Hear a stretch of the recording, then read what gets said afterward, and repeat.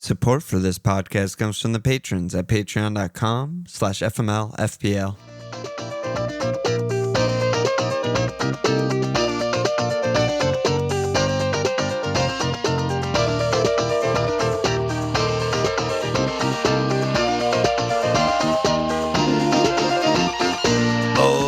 Okay, welcome to FMLFPL. Milan.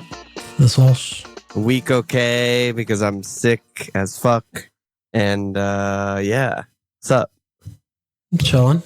Just doing all the things. Monday morning. Monday afternoon for me with the Tuesday afternoon deadline. I'd like to up front be like, sorry that the audio quality is bad. I'm just editing as quick and dirty as possible to just get it up because deadline's 24 hours away. So here we are. Yeah.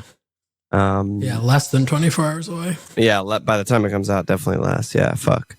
I don't know. Anyway, it's 23 hours and 30 minutes. God damn. 10 a.m. Pile up.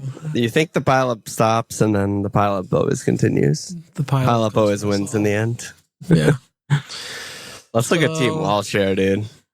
Glasner, man. Glass half full. Glass daddy. Glasner did 20-pointer. Let's go. 20. So yeah, I had a big week. Boomo and Glasner in for a hit. It's pretty good. Plus 18 if you account for the hit. Pretty good. So yeah, had a good week. Hall never end out. Never bench Hall. Your cup opponent wrote in. He said, long-time listener, first-time caller. Just want to know whether Walsh is proud of himself for beating me in the cup this week with 20 points from Glasner, or if he feels a little bit dirty about needing to rely on the ass man. I think that's a get fucked. Yeah, I think that's a go get fucked, my friend. Sorry for playing the game. Yeah. Using the chips available. Yeah. It sounds like you should have maybe done some chipping as well, but here we go. Yeah, You fucking flew. Yeah. Munoz, the cleans for the Palace cleaning. It was, the Palace game was obviously everything. I got 20 from. Oh my God. You got so many points from that game alone. 39 points from that game. 13 for Munoz. And then Captain Mo never in doubt. Yeah, Mo. We both have snapping. Yeah, we both have Clive and Dango, and that red card just kind of ruined that game, but whatever, is what it is. Yeah. We both still have Isak, which is actually not a guarantee. A lot of people did like Isak to Ollie and other stuff like that. So. Yeah, before 25. Yeah, in the city. Yeah. So yeah, that was a good little That was good for us. Yeah, so I'm on 92. McKenna didn't quite Glasner, but he got more points than Arteta. So we take those, Yeah. One is a lot more. We absolutely fucking take those. Everyone Potter played it safe with Arteta. The pottering.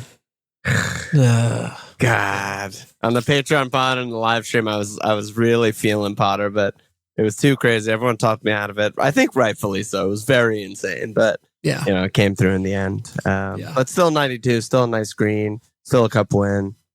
So we fucking take those. February Mug League leaders. I feel like I haven't done this in a month because there's always midweek games, but we can actually do it now. Alex Eli in first, aka Jorkin de Penis, which is nice. Change name that. I reported him immediately. Good luck changing name on that. That's just a Dutch dish. Yeah, exactly. Second place, Ben O'Rourke, aka Saka Potatoes, and then tie for third between Marcus Swan, aka No Salah No Cry, and Ishat Nepal, aka Fleabag and Wirtz. One game week left, so we'll see how that ends up. All right, dude.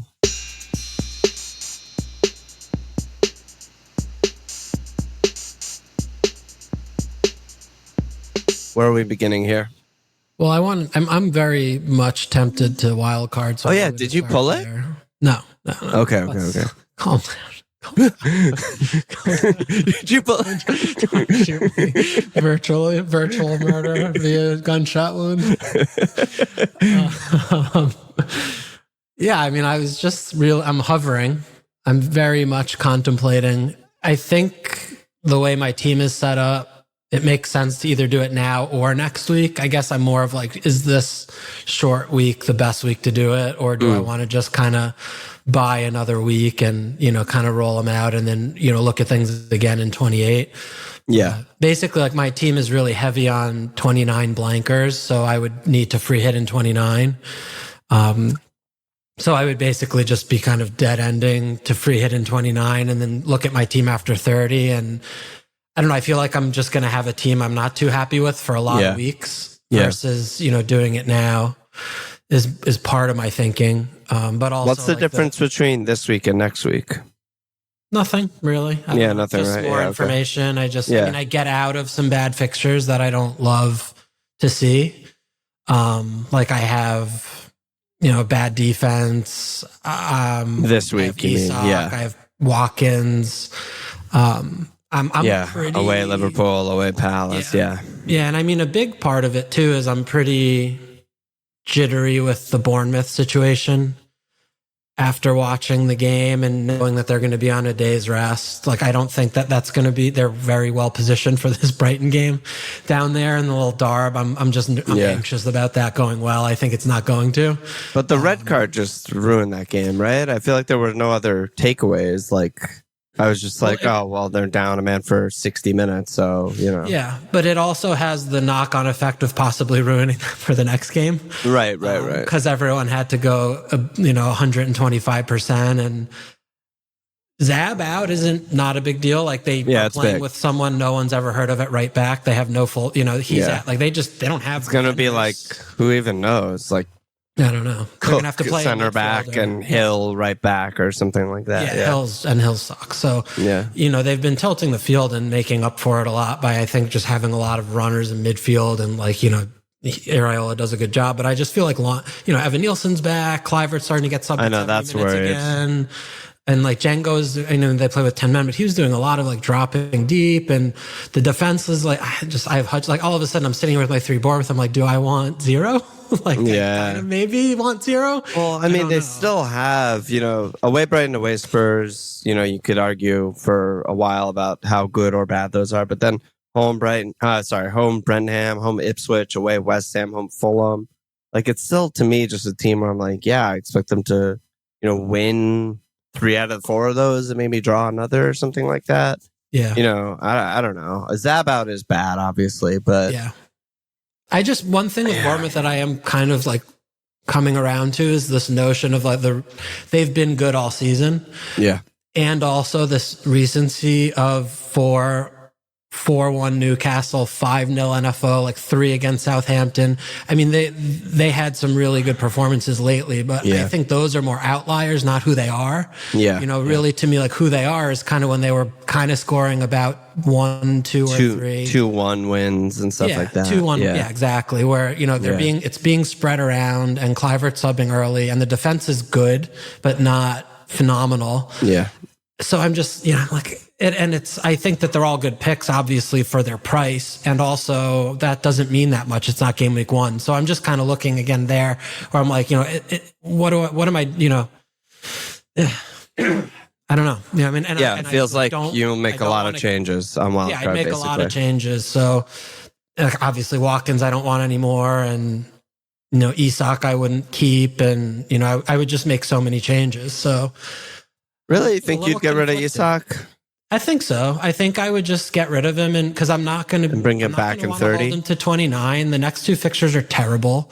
Yeah. And maybe I don't bring him back in 30. Maybe I bring him back at 31 or 32. Like, I don't know. I can figure that out later. I just don't think that, the next 3 look really good for him. And, same with Watkins. And so it's basically like, how bad do I think my team is this week? And how sure am I to wild card next week? I'm not sure if it's enough to hold. Yeah. And that was, Parmo kind of asked, what are the wild card 28 pros and cons? Doyle, if you're on wild card, can you talk about the mids you'd be looking at? Why it includes Bowen and Foden and why your squad has no Arsenal players? X50, if you were to wild card now, which 3 forwards would you have? Is it a sensible time to jump off of Wood for guys like Cunha and Beto? Is there never a sensible time to jump off Wood? It does feel like there's a lot of things sort of like in the balance. Like I feel like a lot of these cases are sort of 50-50. arguments of like, if someone has Wood and sent us their team, we would just be like, yeah, just hold them, like it's fine, whatever. Not an emergency. Obviously, he returns every week, but if you're on wildcard and all of these options become available, it's like, yeah, I would definitely not have Wood. I wouldn't even fucking consider him, right?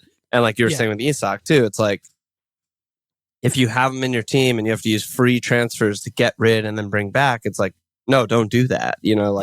Just hold him. He's probably going to score in these games because he's Isak. But yeah, on wildcard, hard to argue that you can't find someone with an extra match who's going to outscore him. And just to circle back to the 29, like the free hit, there's people in Discord who I trust / just people in Discord are saying that there's going to be a bigger double or a bigger blank later.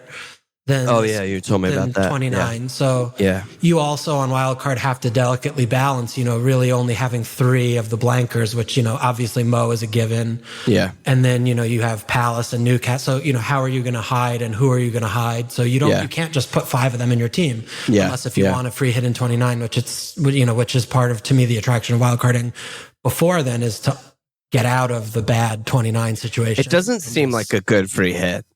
Like, just on paper, there's only 4 blanking teams, right?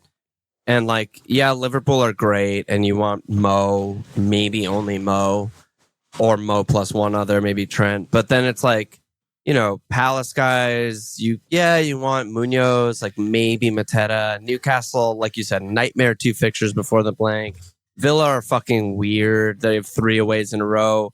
And a blank in the next 4. It seems like you want none of their guys. So it's like, wow, what's the point of free hitting, really? Yeah. I mean, I agree with that in theory, but then it also is, as we always talk about, team dependent. Like for me, like my team, it's like, if you don't free hit, you have Greaves and 6 other guys. So it's like, there's a good point for you to free hit. Yeah, you'll get a lot of points. Yeah. Yeah. So it's, you're getting out of a lot of zero, that kind of thing. But holistically, I think, it's not ideal to do it in 29 based on like what the rest of the season's could look like. I have 4 blankers right now, so I need you're fine. I'm probably chilling. I'll probably make 1 or 2 frees before that, and just that's fine. That's my team. Yeah. Yeah, and I mean, you already wildcarded anyway, so you'll have to. Yeah. But whether or not to free hit, you'll see. Yeah. So what do you think? What's going to be the deciding thing for you to rip it tonight or not? I don't know. I mean, I'm like really, really busy today, so I'm not going to have a lot of down and idle time to kind of contemplate. But I guess the biggest questions I'm wrestling with are with basically Haaland. Because, I could easily make a team with Haaland and I just, have him and I just keep him on the bench until he returns. I could do that, or I just go with a no Haaland team with a way to get him in, or I could also make a no Haaland team where it's kind of hard to get him in. It's so hard. Yeah, well, I think that's like, if you made a no Haaland team, I think by default it would be very hard to get him in, right? Because I think you'd still have Mo, you'd still have Palmer, and already, like, you would spread your money. Like, I doubt you're going to make a team with 6 million in the bank, really. So it's kind of always hard to get in a 15 million player. But that was Slim's question too. He said, what do you guys think about buying Haaland right now? Or perhaps Marmoush is selling Isak stupid? And when we talked, like, I guess it was Saturday before the Liverpool game, or maybe Sunday right before it actually kicked off, you were saying like you're super bullish on City. That's a big part of why you want a wild card. You want to get 3 City in. You want to get, what was it, Marmoush, Foden, and Savio or something. Yeah. How has that changed? Because the Haaland thing for me is just like, that's like an impossible. You're throwing a fucking random dart with your eyes closed there if you get him or don't get him. Yeah, I mean, Haaland could be out for 3 more weeks. Like, we don't know anything. No idea. We won't know anything. So, I mean, my inclination would be to not get him and try and have I mean, it isn't that hard to make a team to get him where it's easy, though. Like, back to that, because, you have Foden, he's a fortune. You get a cheap third forward, and you're in good, you're not too far away. It really depends on how much money you're going to put in defense. And you can also, Palmer can be a make weight, but ideally, you'll have transfers, you could kind of do that if you want to, if you do go with Foden kind of a thing. But I mean, nothing really has changed. Like, I basically make that entire game up to like Doku is a huge problem, and I don't think let Operation Let Doku have the ball. Yeah, I don't think he's going to start him anymore. And my whole reasoning with the City bullishness is I just feel like with Guido in and having to fight only on one front, they have so much youthful dynamism now that I think they're just going to figure it out. With Guido Rodriguez. Isn't his name Guido Rodriguez? What's his name? Oh, Nico Gonzalez? Oh. Who am I thinking of? the West Ham have the DM. Yeah. They're the same. Yeah. Nico Gonzalez. I was like, Guido Rodriguez. I was trying to think, what nickname could that be? Gundo? Guido? Like, I don't know. Oh my God. Yeah. Same situation there. Yeah. Like, Kevin won't play. Dude, oh my God. Doku won't play. Like, they'll just play with 11 again. And I think that they're going to be able to beat all of the teams they're facing for the rest of the year. Yeah, I think that they will be comfortably favored in all of the games and win most of them. I just feel that way. So I just see that as obviously I don't know anything. That's just my feeling and my thought of Pep's got some good players that are young and can run again. So they're just going to, have too much quality for a lot of these teams and win. So win heavily. So I feel like that is a big part that I want to go heavy on City and kind of do that before everyone else does, because I think that is going to happen. Game week 30, everyone's going to be really clamoring like, oh God, like they're playing Leicester at home. I have no City or I have one City. Like what I need more. Or even game week 29, the blank, they're home Brighton, right? Yeah. Like a blank makes it even more of a good fixture when Mo doesn't play and whatever. Yeah. Right. Yeah. I mean, I'm with you. It's just, it's kind of an interesting season because I think disappointingly for non-Liverpool fans, I think the title race is over. Disappointing for just generic Premier League fans, I think the relegation race is probably over after that Wolves win. I mean, they were already better than the other teams, but then the win just makes it even tougher. But the race for Champions League is fucking amazing. Like, there's like 7 teams who could finish top 5, and it's probably going to be 5. And so City, that's like good for City assets, you would think, because they need to keep winning. It's not that kind of season where it's just like, oh, they're guaranteed top 4, but they're not going to win the title. So whatever, they have nothing to play for. They're out of everything else. So yeah, I'm with you. It's just the Haaland question, really, right? It's like, why was he on the bench versus Madrid? And then he's an unused sub, but being on the bench, you would think that means he could have subbed on if they really needed him. And then he's not in the squad for Liverpool. I don't know what to make of that. Yeah, I mean, he could have suffered a setback. He could have been on the bench for Ancelotti game because he wanted him to have to think about that, and the game really mattered, and he wanted you could come up with any number of it could be hypotheses, anything. But it's hard to reconcile that. If he was, he's just not available. We don't know anything past that, and there's also this other part of me thinking about, yes, he's very expensive, and, if he's fit for game week 30 against Leicester and probably 29 against Brighton, you'll want to captain him. Yeah, but suddenly, for sure, I think that there are other really, I think Marmoush is just a phenomenal asset no matter what. He just shoots. He's fucking great. He looks so good. Yeah, he looks amazing. He shoots all the time, and he's probably on pens when Haaland's not on the pitch. Savinho looks great. He's just, sometimes he dribbles out of bounds like Doku, but generally he makes something of his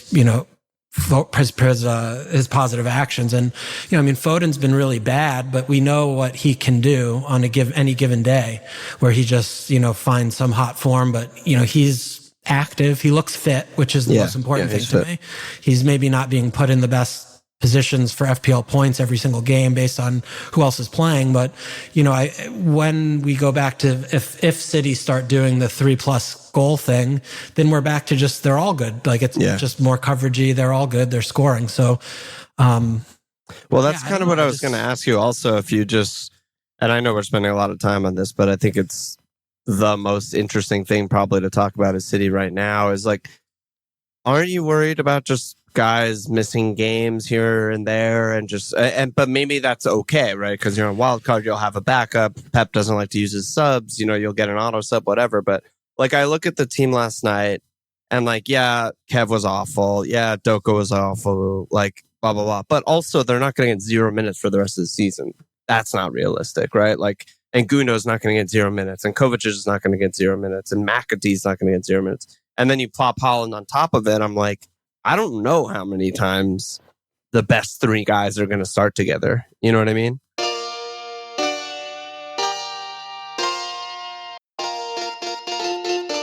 Yeah, no, it's definitely not a concern. I just think that all of the bad players are going to cannibalize each other for the 1 or 2 spots. And I just think Foden, Savinho, and Marmoush are so obviously, should play every game that's important, which is every league game, that I feel okay enough to, to bet on those 3.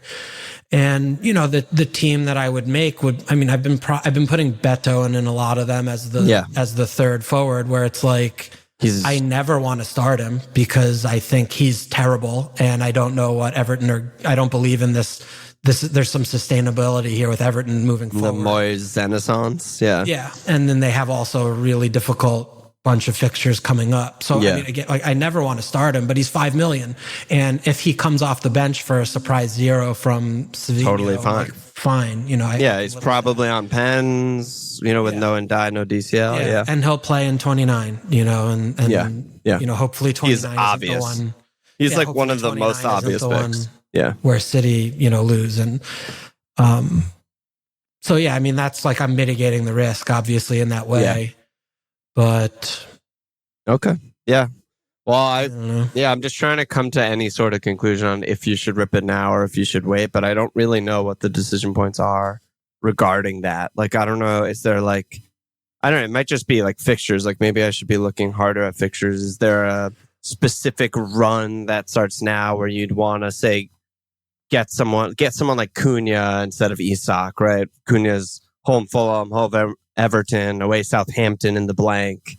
And maybe that's good enough to be like, I want to take, 3 attempts at Cunha greatly outscoring Isak for this little run. Or, maybe it's, I don't know who else has a good run right now. Yeah, I mean, Mateta's been pretty nailed. Because even with the blank. He's one of my 3 to hide. One of your like 3. It's him, Mo, and Munoz would be the 3 that I would hide. But makes sense. Like, his fixtures are Villa home, Ipswich home, Southampton away, and the next 3 for them, with the blank in 29. Well, to keep going. Then they have home Brighton, then they have a double. Yeah, exactly. So, I haven't had Cunha in any drafts. I'm surprised. I just don't believe in them, honestly. Yeah, like, I really don't. Yeah. Like, they barely scored a goal against Bournemouth, up a man for an hour. I'm like, okay.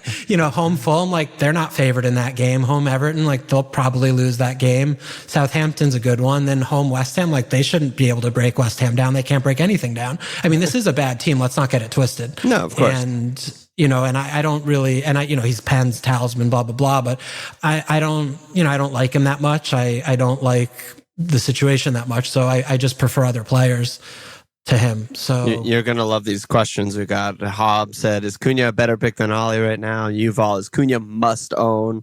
Ethical, is Wood to Cunha worth my 1 free? And then Parmo said, is a Wolves defender on the radar? Seems like a perfect VVD replacement for my team. So that's kind of a different one, but yeah, I mean, I think all of the above is like, yes, he's better than Wood. Yes, I think that's a good transfer. He's better than Watkins, but it also goes back to, what's your 29 plan and how are you planning your team, right? But, I mean, the defense I've been playing with Saw as my backup goalkeeper because I want to keep Hendo kind of. I'm not committed to that 100%. Yeah. But, he has a good 29 fixture against Southampton. They probably won't clean, but they're away. It's better than anyone else I could kind of find, and I don't want to spend money on the spot type thing. And Rammers, dude, home Wolves. It's right there.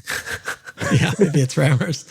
He made some incredible saves just to shout him out, but God, they're fucking horrible. Yeah, Wolves' defense is just, it's kind of laughable. They have no center backs, and they have kept a couple cleans. I got Agbadou, and of course he gets fucking injured right before I might have actually started him for like 2 or 3 of the next 5 games. Yeah.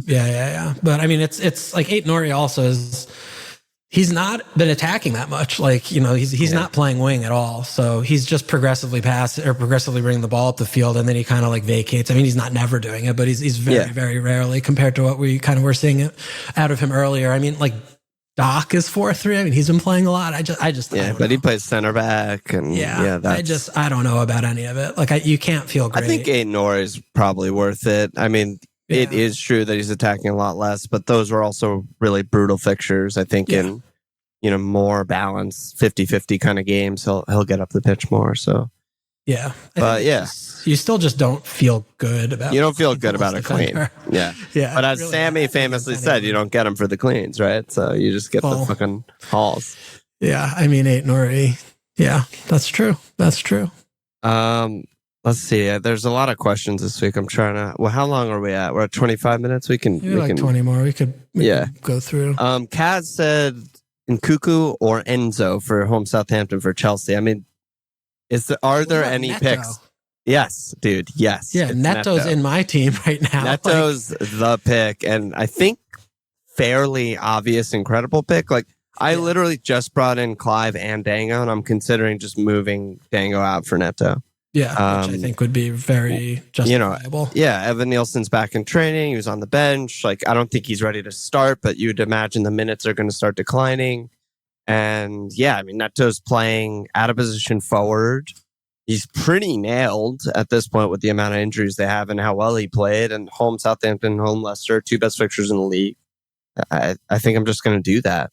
Yeah, I like Neto. I mean, he's good until he's not doing this role, but honestly, it's a 2-week punt for me. Like Neto's that's all it is. He blanks. Strictly a 2-week punt. Oh no, he doesn't blank. He's away Arsenal. Yeah. If he's not playing, look, Chelsea can't create a chance, so they need Southampton and Leicester to create their chances for them, which they will. Which they will.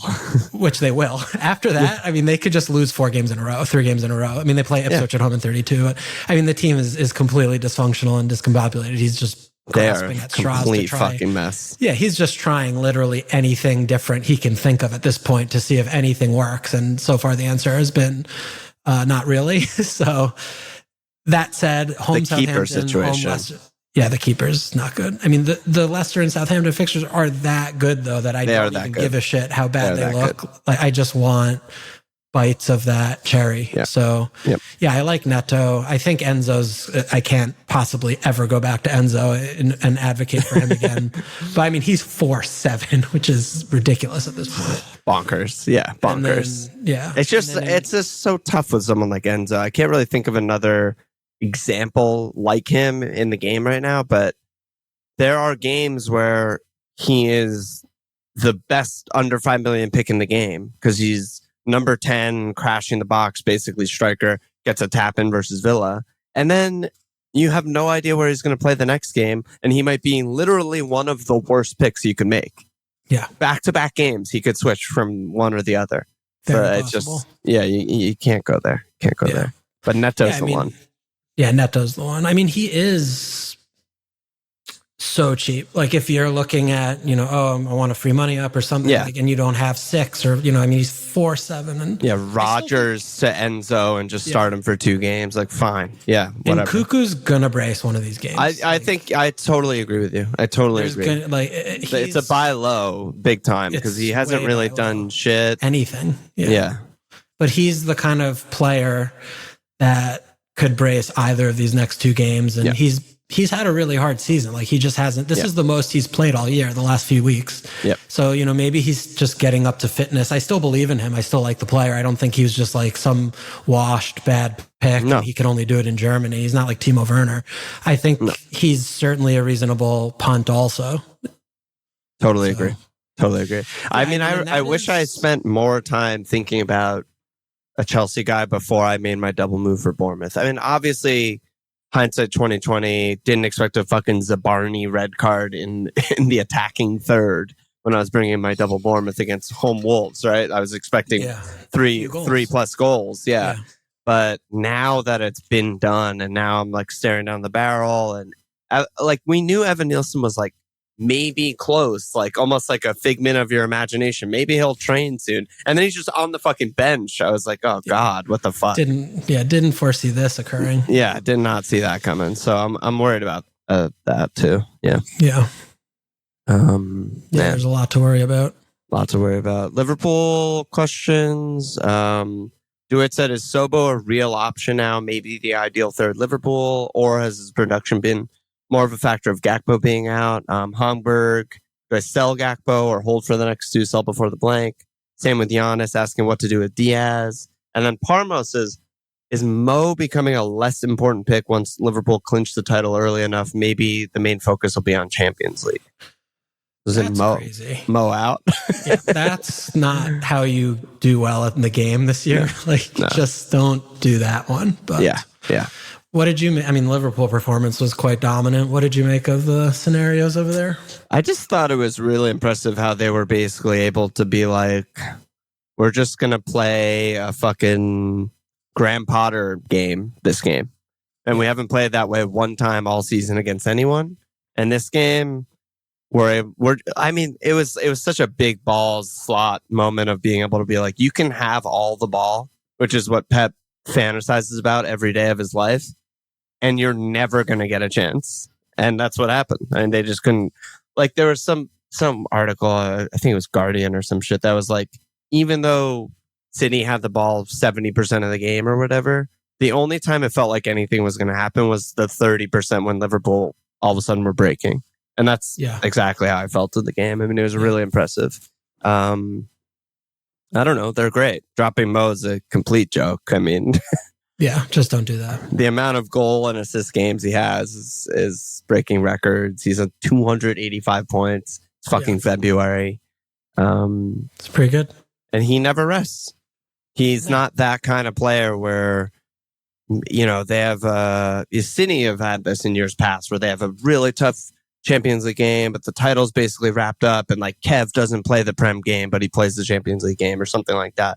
That is not what Mo is going to do. He's going to play every single game. Yeah, and it's even more pronounced this year. Like this was probably the most defense Mo has played maybe in 3 months. A long time. I mean, he doesn't play defense anymore. Like he's not he doesn't pass the halfway line. It's crazy. Like, that's as far back as he goes. So he's not tired. Like he's not expending sprint energy like he did under Klopp, which is why he's been able to be this good output wise. Yeah. And he was never able to, well, he had the 1 year, but like generally he wasn't able to sustain this level of production throughout the whole season under Klopp. Yeah. Totally. And, you know, that's just can't be overemphasized enough as to like why it should continue. Yep. Yeah, totally agree. And, he's going to keep starting and they're going to keep winning. And the actual like mathematical clinching is still like pretty far away, I think, probably. Yeah. So it's not like that's like around the corner. It's going to be like, oh, completely done. You know, Liverpool can lose every game from here on out and still win. Like that's really far, even though it feels like the race is literally done. So they're going to keep trying to win. I'm not worried about that. If anything, you're going to take away from like the, I don't know, sort of like motivation standpoint. I mean, it's like a little bit of a trap, this like home Newcastle game, when you see, you know, all the players like fall to their fucking knees because of how much effort they put in against City. I'm a little worried of like, is Sobo even going to start? Like, is Maka going to start? Like he was as red as my arrow, you know, like all these guys like can't breathe after the game. I don't know what kind of lineup we're going to play against Newcastle, but that's sort of like a different point. But what about with Gakpo, Diaz? Like, if you're one of these teams who's just stuck with these guys, is it just sell? Is it just? Yeah, it's just totally a sell. Totally a sell. I mean, even if you're looking at them being nailed, which none of them are. Well, that's they're still questionable because none of them are focal points. Like they run into points sometimes, and then sometimes they just don't. It's like they're just not really picks. Yeah. Unless if there's like, they're playing 3 relegated or 3 promotion teams in the next 5 or something, and you know, I mean, it's which doesn't really happen. So. You know, they're.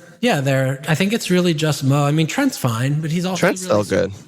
But he's just super expensive. So that just is like, is this somewhere I want to spend an extra $3 million? And the answer is probably no, especially with the blank. Yeah.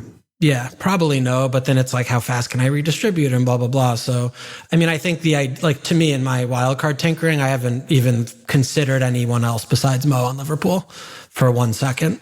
And I think that's probably correct. That feels right. Yeah. Actually, that's not true. I have considered Allison.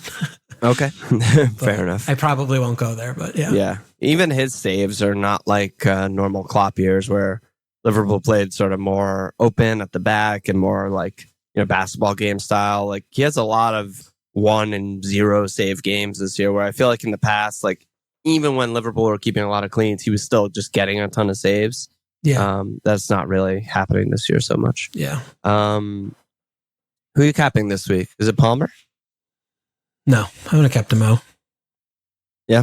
It's still Mo for me. Yeah. I mean, Newcastle. Home Newcastle. Yeah. What are Newcastle? Bad away, bad on short rest? Like, yes, please. Bad defense in general. They don't have Joelingtons. Their defense sucks. Like, I expect Liverpool to just fucking destroy them. Yeah. I expect Chelsea to beat Southampton. Palmer could just not do anything. I mean, he's been doing a really good job of doing lately. Nothing, lately he's been sitting down the keeper and then falling over himself. So I mean, do I expect that? No, I expect at least a return, but I also expect the same from Mo. I just I'm not doing this. Like, let me bet against Mo kind of thing. I'm just not playing that game. Yeah. What'll be interesting is because we're obviously all going to cap Mo again in 28 home Southampton. What'll be interesting is who do we cap in 29? And then maybe later in the season, when you look at Liverpool's schedule, maybe the title will be wrapped up, whatever. Late season, when it's like home Spurs, at Chelsea, home Arsenal, I don't think they'll have a double. Then we'll be like off Mo, Yeah, well, I mean, we're obviously not going to cap Mo over a doubler, and they don't look like having another one. Maybe they will, but is there a chance they could have another one? You're asking the wrong guy anymore, right? They lost. They're not in the FA Cup. They are in the final of the other cup, but I don't know if that matters. I don't think that matters. That's the 29 blank, right? Oh, okay. Yeah. Right. Yes. So I mean, if they, we'll have a few weeks where he plays Arsenal and or there are other doublers that we won't captain him in, but even the home West Ham in 32, that's the Palace and Newcastle double. Definitely won't cap him. So maybe we'll think about getting rid of Mo. Yeah, a few times, but yeah. Let me rattle through these other questions. Try and wrap up soonish and get this episode posted. Parmo and Big Daddy asking about Bowen. People love to ask about right after a guy gets a goal, ask about the pick. Yeah, well, it also helps that they play Leicester this week. And they don't blank.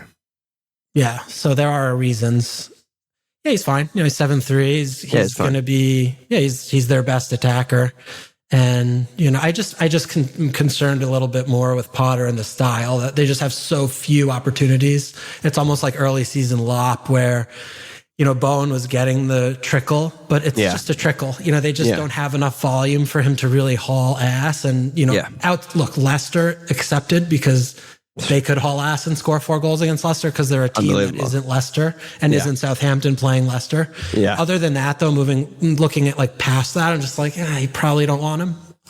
He's okay, though. He's fine. Yeah, he's still fine. Has pens with Paqueta out, which is always good. X50, which defenders do you like for the next 3? Wanby and Kukurea on my list.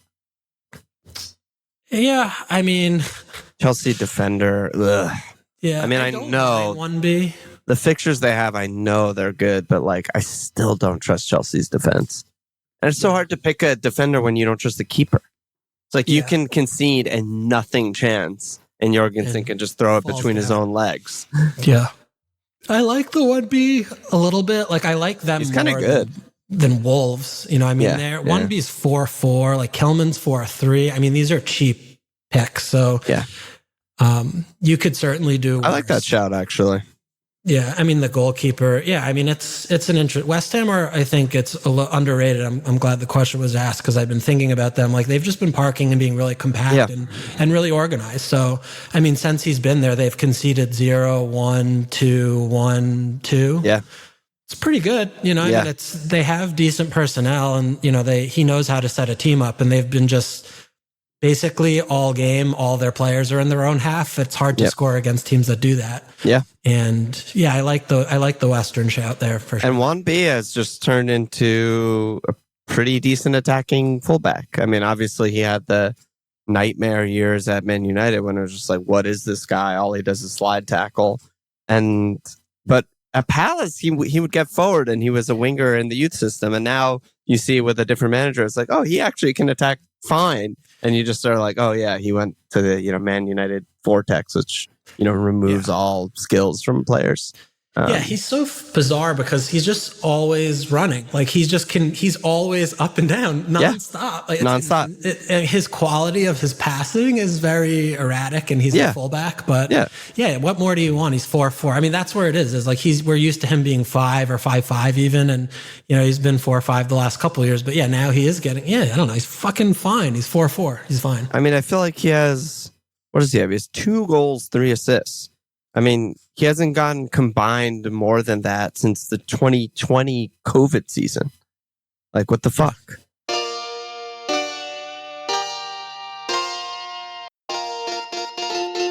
He's just pretty good. Gavi, best Rodgers replacement. How do you feel about Dango Cliver? Sammy also looking for a Rodgers replacement that plays in 29.